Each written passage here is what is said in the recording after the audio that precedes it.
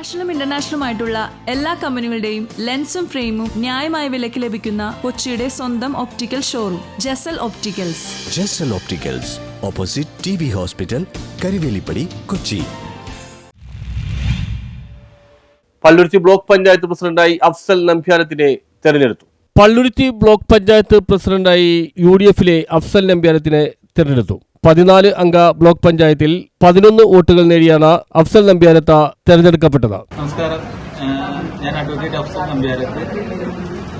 ഇപ്പോൾ പുതുതായി പള്ളുരുത്തി ബ്ലോക്ക് പഞ്ചായത്തിൻ്റെ പ്രസിഡന്റായി ചുമതലയേറ്റതാണ്. കഴിഞ്ഞ കാലങ്ങളിൽ കോൺഗ്രസ് പാർട്ടിയുടെ വിദ്യാർത്ഥി യൂണിയനിൽ പ്രവർത്തിച്ച് കോൺഗ്രസിൻ്റെയും ഭാരവാഹിയായി കഴിഞ്ഞ 5 വർഷക്കാലം പള്ളുരുത്തി ബ്ലോക്ക് പഞ്ചായത്തിൻ്റെ അംഗം ആയി തുടരുകയും തുടർന്ന് വന്ന ഈ 2025 തെരഞ്ഞെടുപ്പിൽ ചേപ്പനം ഡിവിഷനിൽ നിന്നും കുമ്പളം ഗ്രാമപഞ്ചായത്തിലെ ചേപ്പനം ഡിവിഷനിൽ നിന്നും മത്സരിച്ച് വിജയിച്ച് വന്നിട്ടുള്ളതാണ്. പാർലമെന്ററി പാർട്ടിയും കോൺഗ്രസും എല്ലാം കോൺഗ്രസിന്റെ ലീഡർഷിപ്പ്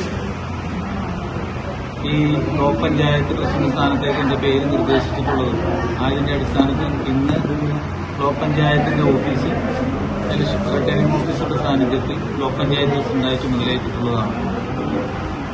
നമുക്കറിയാം, നമ്മുടെ പള്ളുരുത്തി ബ്ലോക്ക് പഞ്ചായത്തുമായി ബന്ധപ്പെട്ടുകൊണ്ടുള്ള കാര്യങ്ങളെല്ലാം നമുക്കറിയാവുന്നതാണ്. ബ്ലോക്ക് പഞ്ചായത്തിന്റെ പ്രവർത്തനങ്ങളും അതിന്റെ അധികാരപരിധിയുമെല്ലാം നമുക്ക് എല്ലാവർക്കും അറിവുള്ളതുപോലെ തന്നെയാണ്.